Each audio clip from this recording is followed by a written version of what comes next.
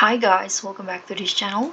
On today's video, I'm going to show you how you can easily add fish to your fish pond in Abyss Roblox. So if you're drowning in rare catches but don't want to sell them yet, you need to get those fish into your fish pond storage as soon as possible. And in here, I'm going to show you exactly how you can move your fish into your private pond storage.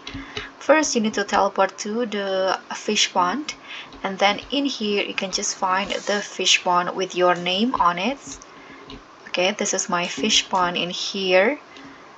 Now you can just go to your fish pond, click on view, and then here I have two more empty slots, so you can just click on the plus button and then choose your or deposit your fish.